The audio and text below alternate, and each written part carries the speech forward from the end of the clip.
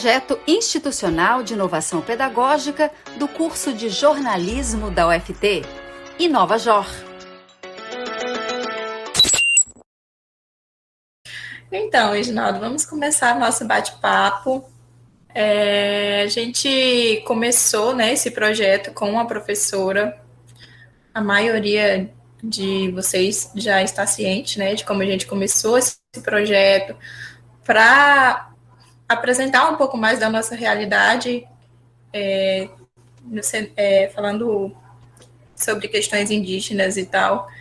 E o Reginaldo, como é uma pessoa incrível, encontrado pela professora Maria de Fátima, vai nos mostrar um pouco sobre a vida dele, sobre como ele conseguiu vencer essa parte que a gente ainda está aí trilhando, né? Ele, a Jardiane, também já se formou. E aí nós queríamos saber, Reginaldo, como foi um pouco do seu trajeto até chegar até onde você chegou, como foi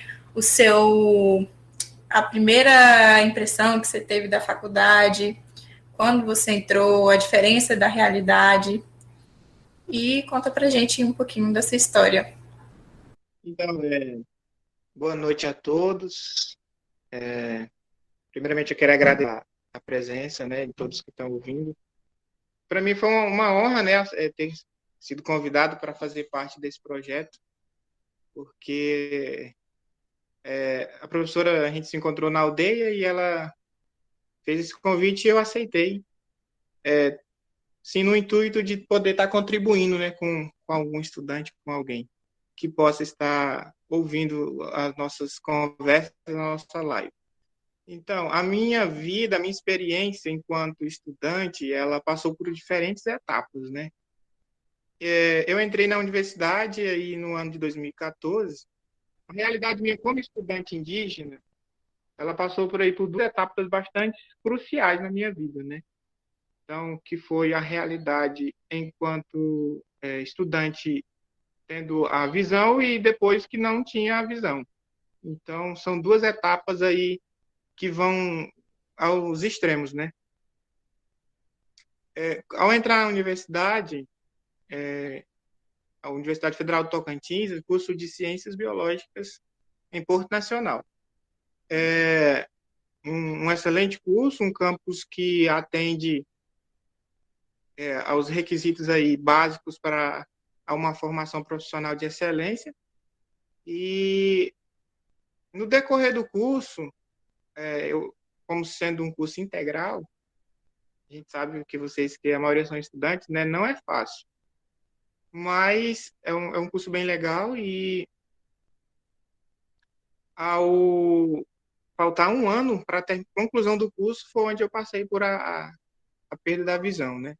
Então, eu consegui aí dar água ao vinho, né? Pode-se dizer, em pequeno... Pode dizer que se eu anoiteci enxergando e amanheci sem enxergar. Então, e para isso, não é fácil, né? A gente sabe que a gente, como estudante integral, curso de Ciências Biológicas, é um curso que depende muito da visão. Mas, graças a Deus, tudo deu certo. Eu consegui concluir o curso, fiquei um ano de tratamento, voltei e consegui concluir o curso. Então, e eu sempre digo que para mim, o melhor ano da faculdade foi o ano que eu não estava enxergando, porque foi onde realmente eu pude ver a universidade, o curso com um olhar diferente. Você falou que você teve algumas dificuldades. Você pode falar para citar alguma dificuldade que você sofreu na universidade? Sim, se a gente for fazer uma análise sobre o ponto da deficiência, portadores de necessidades especiais no Brasil, a gente percebe que a sociedade, nosso sistema brasileiro, por mais que esteja no século XXI, eles não estão preparados para lidar com pessoas com necessidades especiais. Isso é fato. E no ambiente universitário, é onde fica muito mais explícito essa deficiência, porque a gente conta com um ambiente que, no meu caso, deficiência visual, são poucos alunos que entram no curso. E aí, a universidade ela não está preparada. Então, a principal dificuldade que eu tive foi isso.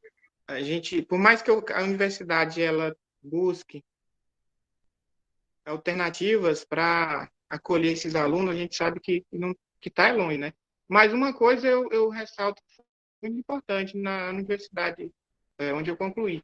Eles sempre me apoiaram, eles buscaram me ajudar na conclusão do meu curso, e isso que é importante.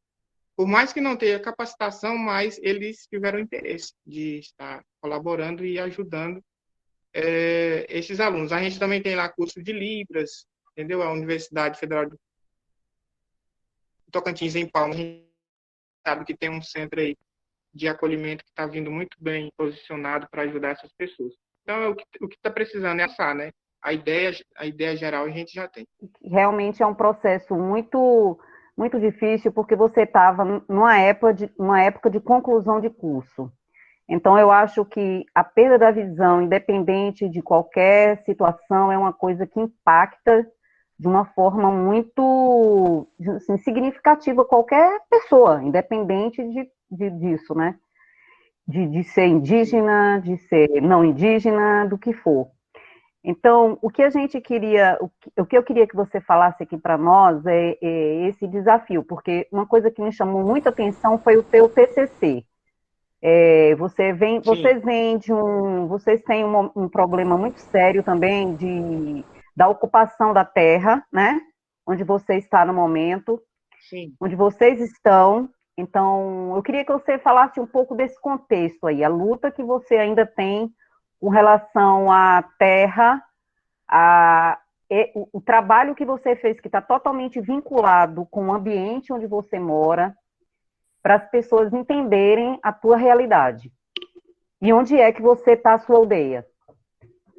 Na questão da minha comunidade, por fazer ciências biológicas, eu busquei algo que fosse beneficiar tanto a comunidade acadêmica quanto minha comunidade indígena, né? E aí foi onde entrou a elaboração da minha pesquisa, do meu artigo, onde a gente trabalhou sobre a tartaruga da Amazônia, os quelônios, né? E a gente chama ela lá na nossa comunidade de Caprano Toti. Foi o trabalho onde eu me dediquei, e ressalto que se não fosse o apoio de diversas pessoas, eu não teria conseguido, porque a gente iniciou o trabalho, eu estava ainda tendo visão, e na conclusão do trabalho, eu já não estava mais com a visão. Então, a gente percebe aí que houve um esforço muito grande por parte da equipe que estava me auxiliando, porque se não fosse eles, eu não teria conseguido, né? Então, é uma pesquisa que necessita bastante do campo visual, e é onde eu não tinha o campo visual. Então, foi onde eu contei vamos dizer, com os olhos dos colaboradores. Foram os olhos dos colaboradores que fizeram com que eu enxergasse o que eu precisava coletar em campo. Sim. Voltando mais para o início do assunto, a sua aldeia ela fica perto de que município? Para que lado, mais ou menos, do estado? Então, a gente fica aqui no município de Lagoa da Confusão, 35 quilômetros, mais ou menos, da cidade. A gente fica às margens do Rio Formoso. O Rio Formoso ele é um afluente do Rio Araguaia, é um braço do Rio Araguaia, né? É uma região que conta com bastante rios e lagos. É a região que está localizada a nossa comunidade indígena, que também é onde foi concentrada as pesquisas relacionadas aos quelônios da Amazônia, tartaruga da Amazônia. Ah, sim. Meu primo trabalhou, no caso, o meu povo fica já mais pro bico, né, pro rumo de Araguaína. Fica uns 200, 300 quilômetros de Araguaína. E são os Carajás Xambiuás. Meu primo também trabalhou com tanque de tartaruga, o Avanilson. Ele também tinha um projeto no Cantão e tal. E eu acho bem interessante a gente lutar pela gente, porque é uma forma da gente investir e lutar em prol do nosso povo. Porque, por exemplo, tem alguns primos meus que saíram da aldeia para fazer faculdade, mas não sabem como que eles vão dar o retorno para a comunidade. Então, eu achei bem interessante que você conseguiu criar um projeto que desse um retorno para a comunidade e voltasse os olhos da instituição também para o UFT. Como que foi essa percepção? Como que você conseguiu introduzir esse projeto dentro do UFT, ou se ele já existia? A tartaruga da Amazônia, ela é um animal bastante importante para a comunidade, para a nossa comunidade. Ela faz parte do nosso convívio, faz parte da nossa alimentação, da base alimentar da comunidade. É um animal que tem abundância, na verdade, que tinha em abundância, né, nas águas derredores da aldeia. Só que o que foi percebido que a gente poderia vir passar por uma necessidade, por uma escassez desse animal, da tartaruga da Amazônia. E aí foi onde surgiu a ideia da gente estar trabalhando, fazendo um levantamento sobre a importância da tartaruga para a comunidade. Tentando trazer para nós, para eles, meu povo, que por ela ser um animal muito importante, vindo ela a diminuir na reunião, na comunidade, vindo ela a se migrar para outras regiões, estaria trazendo impactos bastante graves para a nossa comunidade.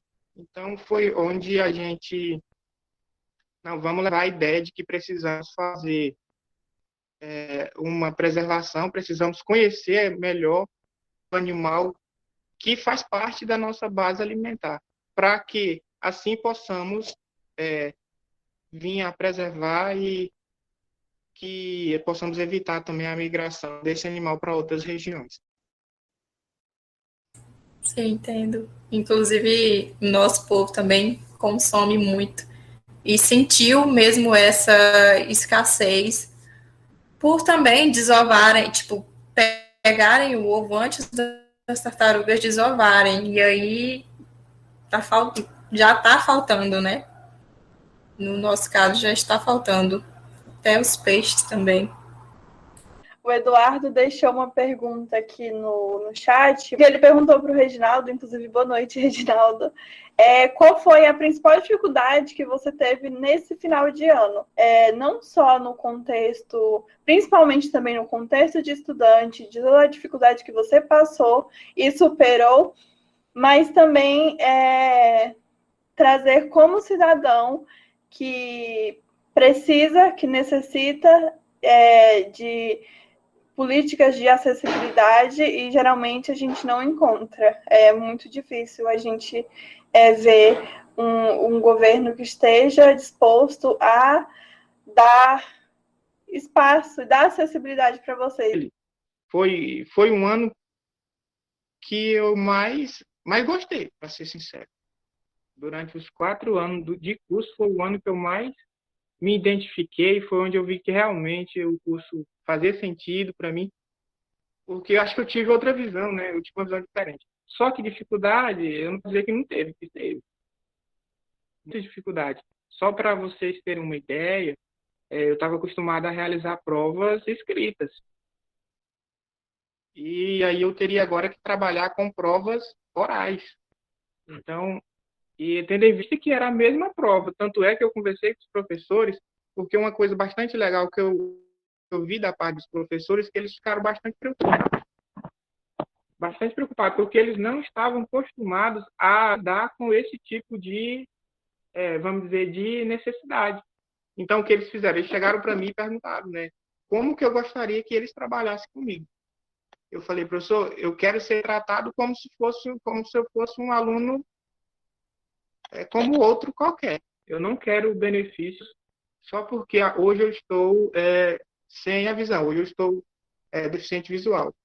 Então, a prova que era escrita foi oral para mim, mas com a mesma pergunta. Ele retirava a prova de dentro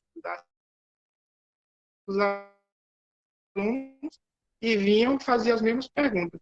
A dificuldade que eu tinha era que eu tinha que responder e memorizar todas as questões. Ou seja, uma prova aí, como vocês sabem, de 20, 30, 50 questões, eu tinha que responder todas orais. Esse foi um desafio muito grande que eu tive que enfrentar, mas graças a Deus deu tudo certo. Os professores são excelentes professores, é só focar um pouquinho durante a aula, memorizar que a gente consegue, graças a Deus, eu consegui responder as perguntas.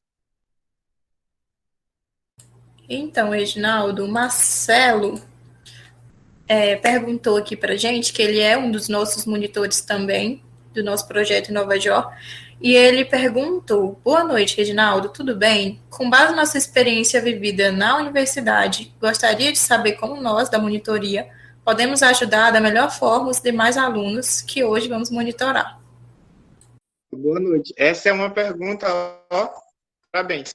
Então, eu nem sei o que responder, porque a pergunta é tão importante que é difícil para responder. Eu acho que o principal é você entender que o aluno deficiente, principalmente os que entraram agora, né, na faculdade, tem capacidade, só que a gente tem limitações e o apoio. Você considerar o aluno como sendo um aluno, como se, vamos dizer, entre aspas, normal. Porque, na verdade, somos normais, né? Então, esse é o ponto mais importante.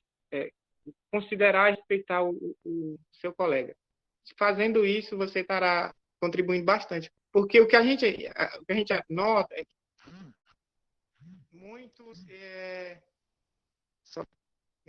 muitos consideram a gente como vamos dizer, num linguajar mais grosseiro, bobos, né? Só para vocês terem uma ideia. Quando eu perdi a visão, eu tive que ter acompanhamento de outra pessoa. E aí, aqueles colegas que estavam comigo, quando eu enxergava que eu voltei e me viam depois sem a visão, quando eles iam se dirigir a mim para fazer alguma pergunta, eles perguntavam não a mim, eles perguntavam ao acompanhante que estava comigo. É uma coisa muito estranha, né? Por exemplo, eles perguntavam como é que é o nome dele? Que curso que ele está? Então, a gente via, nossa, por que ele não faz a pergunta diretamente para mim? Porque eu só não estou vendo, mas eu posso ouvir e responder. Então, a gente vê que eles pensam, não, ele entre aspas, é bobo, né? Então, esse é um ponto bastante importante. Você considerar e entender que o aluno tem capacidade também. Hoje em dia, as pessoas têm essa dificuldade de lidar com outra pessoa que tem uma deficiência, né? Você ficou cego, porém seus outros sentidos continuam normais ali. Então, eu acredito que tratar a pessoa de forma diferente é pior para a situação em que ela se encontra, né? Do que agir normalmente como antes. Reginaldo, estão aqui me perguntando sobre as lutas das terras indígenas. Como que anda aí para seu povo essas questões das terras? Esse é um ponto hoje que a gente está numa situação, no Brasil, os povos indígenas estão vivendo uma situação que, vamos dizer assim, de futuro incerto. Não sabemos o que vai acontecer com os povos indígenas. O que a gente pode analisar, fazendo uma retrospectiva sobre o histórico dos povos indígenas, é que são muitos anos de extermínio, né? Muitos anos de violação de direitos, povos indígenas sendo massacrados. Então, o futuro dos povos indígenas se torna um futuro incerto. Porque o que a gente vê é que muitos querem exterminar os povos indígenas, né? Exterminar os povos indígenas, terem suas áreas liberadas para latifundiários, para agropecuária, para o agronegócio. Então, A verdade é que a verdade é que atualmente a gente não tem terra. A terra é da União cedida para os indígenas morarem. Então, a questão é um pouco mais complicada do que lutar por uma terra que nem é nossa mais. Basicamente é isso. Lá nas terras onde o meu povo mora, o único pedaço que tem mata é o da demarcação da terra indígena, porque é praticamente encurralado pelos fazendeiros ali, pelas vacas, né, e pelo pasto. E aí é tentar se adaptar a essa realidade e lutar, né, para tentar ter os nossos direitos novamente à terra. O meu povo fica na beira do Rio Araguaia, que fica entre divisa, né, de estados, Pará e o Tocantins, entre o Pontão e o município de Santa Fé. Então, Reginaldo, o Fenelon perguntou se você aprendeu ou está aprendendo a linguagem de Braille, e se sim, houve alguma dificuldade ou resistência para conseguir acesso a material utilizando essa linguagem? Eu não tive acesso ao Braille ainda, já tive convites para estar aprendendo, só que como eu estava concluindo o curso, eu achei que eu poderia estar me sobrecarregando, porque eu estava aí em processo de conclusão do artigo do TCC, né?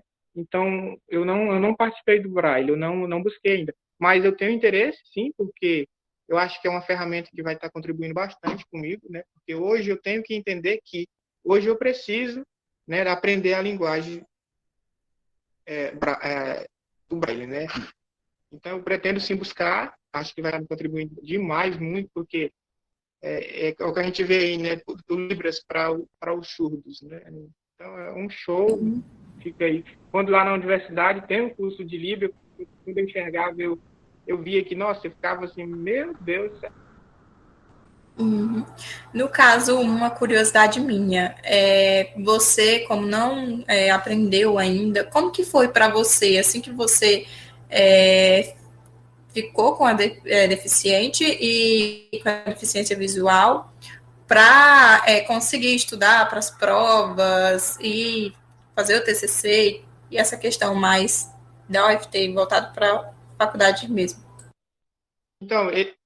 Então, isso foi um outro ponto bastante desafiador para mim, porque eu tinha livros, né? Eu lia livros, eu assistia videoaula, e aí agora eu passei a contar com tudo em áudio. Então, foi onde me auxiliaram com aplicativos. Hoje a gente entende que a tecnologia está bastante favorável, bastante elevada, né? Bem evoluída, na verdade. E aí foi o que me contribuiu. Então, eu baixei aplicativos, assistentes que, por exemplo, um texto, ela lia para mim em áudio. Ah, sim. No caso, você teve ajuda, você procurou a acessibilidade da UFT? Porque tem eu esqueci o nome, gente. Tem uma área dentro da UFT, né, que dá suporte, um setor, professor, obrigada, um setor de acessibilidade. Você procurou para eles te auxiliarem? Sim, procurei. Em Porto não é muito forte esse setor, mas em Palmas eu percebi que é bem mais evoluído. E eu fui lá, conversei com um coordenador, fui muito bem recebido, me foge agora o nome dele, mas ele me ofereceu aí bastante ferramentas, até uma bengala, né, para mim estar me locomovendo melhor. Só que para mim eu estava tudo na verdade, foi bem recente, assim que eu perdi, eu estava em processo ainda de adaptação e eu tinha uma certa rejeição por a bengala. Então, mas fui bem, me ofertaram, me ofereceram, fui bem recebido em Palmas e eu ressalto que é um departamento, é um setor que contribui bastante com pessoas que, na verdade, necessitam. Eu acho primordial esse setor porque é um setor que vai falar a língua do portador de necessidade especial. É quem vai estar de frente, é quem, na verdade, vai estar lidando com eles. Entendi. Você tem um projeto futuro para facilitar a vida dessas pessoas com deficiência, se tiver algum outro caso aí dentro da sua comunidade? Na minha comunidade, só tem um caso, mas é mais de locomotivo. Só que deficiente visual, assim, surdo ou outro assim, não tem. Tem só um que tem dificuldade de locomoção. Eu acho que tem que ter um apoio, porque a gente percebe que a deficiência, a necessidade está em diferentes famílias, né, em aldeias ou cidades. Só que isso não está muito bem avançado ainda. A gente precisa avançar nessa parte muito, em acolher, em trabalhar com essas pessoas. Lá já foi oferecido um professor especial para ele. Então é uma área que eu não tenho projeto, mas eu pretendo lidar com isso, eu pretendo focar nessa área que é a área inclusiva, né? Eu acho que é onde eu posso estar ajudando pessoas que têm alguma necessidade. A professora Maria de Fátima perguntou: Reginaldo, uma coisa que me causa admiração é o seu equilíbrio. Há quanto tempo você perdeu a visão? Levou quanto tempo para se reerguer? Então, tem 3 anos atrás, 3 anos e meio que eu perdi a visão. Só que eu usava óculos, né? Mas eu estudava, eu dirigia, então eu conseguia levar uma vida tranquila normalmente. Aí, há 3 anos e meio atrás, eu perdi a visão. Só que eu percebi que o corpo, ele já vinha vindo preparando para isso acontecer hoje. Então, eu acho que foi aí uma alternativa, foi uma saída que eu tive, foi a preparação do corpo para, vamos dizer assim, para a perda da visão total. Então, hoje eu me considero que, graças a Deus, eu não vejo dificuldade, porque, na verdade, a dificuldade ela está na mente de quem da mente de quem tem alguma dificuldade, ou assim. Tem pessoas que nem têm deficiência, mas colocam dificuldades. Eu, graças a Deus, eu não coloco isso na minha cabeça. A limitação está na mente da pessoa, né? A minha orientadora, que trabalhou comigo, ouvindo, a senhora mais educada. Nossa, foi quem me deu um apoio que sem eu não conseguiria. Você teria algum conselho para nós que ainda estamos na caminhada e aí veio a pandemia e deixou a gente um pouco desmotivado com a faculdade, EAD e tudo? Gostaria de pedir um conselho. Eu acho que o principal é acreditar que você é capaz, independente de que momento a gente está passando. Então, entender que você é capaz, que você consegue. Dificuldade sempre tem.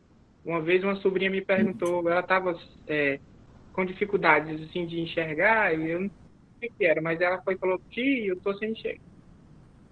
Acho que eu vou ficar cega, tio. Eu falei: não. Eu falei: se você ficasse igual eu fiquei, o que você faria? Não me fala uma coisa dessa, tio. Então, o que a gente tem que entender? Independente de que forma vem a vida para a gente tem que amar. Entendeu? Acreditando em Deus e colocando em Deus que a gente consegue superar. Não existe problema que a gente não consegue superar, tendo Deus na frente, na vida da gente. Então, esse eu acho que o conselho que eu daria. Na verdade, eu dou, né? Quero dizer que a sua vida ela já é para a gente inspiração. Por toda a sua determinação e pelos exemplos, né, de seguir em frente de cabeça erguida. Eu queria agradecer, Reginaldo, por você ter aceitado participar desse projeto do Nova Job, sendo nossa inspiração, mostrando como que é possível se manter de cabeça erguida, seguir em frente, sempre independente de qualquer obstáculo da vida. Muito obrigada mesmo. Então, Eu que agradeço a todos que estão ouvindo. Eu acho que esse é um passo muito importante, o que a gente está fazendo, que a professora Maria de Fátima, Maila, e vocês, os convidados que estão ouvindo, os participantes, porque eu acho que é uma forma que eu posso estar contribuindo com outras pessoas. Então, esse é um ponto bastante importante que hoje eu considero. Eu estou auxiliando futuros jovens, adolescentes, futuros jovens que possam estar ingressando na universidade, principalmente aqueles portadores de necessidades especiais. Nada que uma boa conversa não possa contribuir, né? Então, eu acho que isso é um foco que hoje eu tenho que colocar em mente, que eu tenho em mente, na verdade, que a minha experiência, o pouco que eu sei, eu posso estar dividindo e contribuindo com aqueles, porque hoje eu consigo ter essa visão. O que esses alunos portadores de necessidades especiais, ou com deficiência alguma, assim, vão enfrentar na universidade.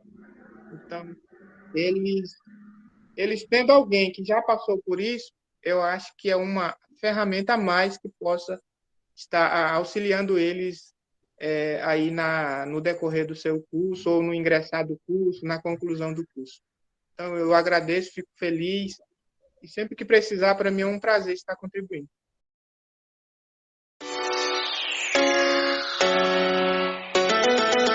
Este é mais um produto InovaJor. Fique por dentro do que está rolando pelas nossas redes sociais. inovajor.uft